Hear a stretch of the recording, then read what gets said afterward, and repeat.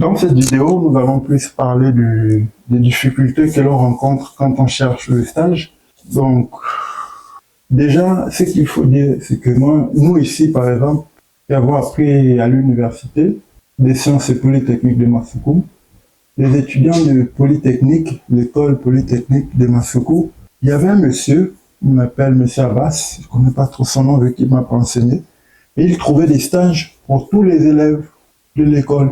Nous, on était curieux, et puis donc, comme on a grandi dans cet environnement, on pensait que c'était normal et naturel qu'on trouve des stages pour les jeunes. Vous voyez un peu? Donc, ils ne fournissaient pas suffisamment d'efforts, vu que c'était déjà fait pour eux. C'est-à-dire, Polytechnique leur garantissait de trouver des stages en milieu professionnel pour eux. Et ils l'effectuaient toujours avec brio. Et chaque année, il fallait trouver des stages à des centaines d'étudiants. Et voilà, très peu ne trouvaient pas de stage. S'ils ne trouvaient pas, mais on finissait toujours par les insérer. Donc, ce sont des partenariats, des conventions qu'ils avaient. Donc, nous, une fois qu'on part en Europe, on se dit que c'est comme ça que ça fonctionne. C'est pas vrai. Là-bas, c'est un pays de 63 millions d'habitants. Donc, tu as une jeunesse qui est dense et des étudiants internationaux qui viennent un peu de partout. Donc, ce qui fait en sorte que pour accéder au marché du stage, il faudra vraiment vous battre. Et il faudra même pas seulement se battre. Il faudra aussi savoir comment on postule. Donc là-bas, c'est pas trop du présentiel. Ce sont des histoires où on postule en ligne.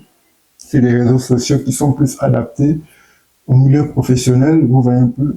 Nous, on ne savait pas tout ça.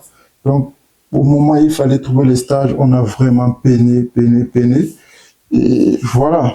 Donc, vous pouvez postuler plusieurs fois. Minimum 1000 fois, vous êtes refusé. Moi, je ne sais pas si j'ai postulé près de 1000 fois, mais je sais que j'ai au moins postulé plus de 500 fois et que des refus. Donc, je connais des gens qui ont quand même postulé près de 1000 fois. Donc, les chiffres que je mets en avant là sont quand même énormes. Si tu dois avoir 1000 refus, sur le plan mental, tu fais comment? Donc, beaucoup d'entre nous, quand nous allons là-bas, nous ne sommes pas préparés à ça, en fait. Et beaucoup le découvrent une fois sur place, et ça décourage et ça démoralise plus d'un. Donc, quand on partage ça avec vous aujourd'hui, c'est que vous prenez un peu plus conscience de cette dure réalité qu'on rencontre quand on recherche le stage. Maintenant, c'est un peu ce que nous partageons avec vous sur cette chaîne. Maintenant, une fois vous trouvez le stage, c'est encore une autre bataille. Parce que en milieu professionnel, on va dire que beaucoup de gens rencontrent des difficultés avec leurs supérieurs. Et c'est un peu ça. Beaucoup de concurrence dans le milieu professionnel, la jalousie, et beaucoup même te bloquent dans ta progression, en fait. Donc, si tu n'as pas été, ou si tu n'es pas bien suivi, encadré pendant que tu es en stage, ça aura un impact sur ton rendu final ou sur ton projet de stage, de fin d'études. Voilà un peu. Donc, il faut vraiment faire attention quand vous allez dans ces milieux-là. Donc, essayez de prendre en compte tout ce que je partage avec vous, parce que c'est un retour d'expérience que j'essaie de faire avec vous. Et encore un autre problème qui est plus dense, c'est que les stagiaires, de plus en plus aujourd'hui, sont pris, on va dire, comme des salariés, et on attend beaucoup d'eux. Donc, dans une prochaine vidéo, j'aborderai cet aspect-là, mais simplement retenez ceci, qu'en Occident, il existe beaucoup d'étudiants dans leur pays, et donc, ils sont prioritaires sur le marché du stage.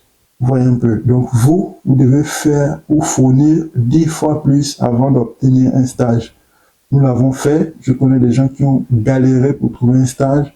Donc, quand on vous rappelle ça aujourd'hui sur les réseaux sociaux ou sur les plateformes, c'est que vous puissiez prendre conscience de cette réalité. Il ne faut pas prendre conscience de cette réalité quand vous allez être confronté à cela. Ça pourra vous démoraliser ou vous décourager. Or, si vous prenez en compte ce que nous disons ici, et vous seriez préparé sur le plan mental à affronter toutes ces vicissitudes que la vie pourra vous amener à affronter. Donc, c'était ça le message. Je vous remercie et dans la prochaine vidéo, on parlera un peu plus en détail sur ce qui est attendu d'un stagiaire en milieu professionnel actuellement. Merci.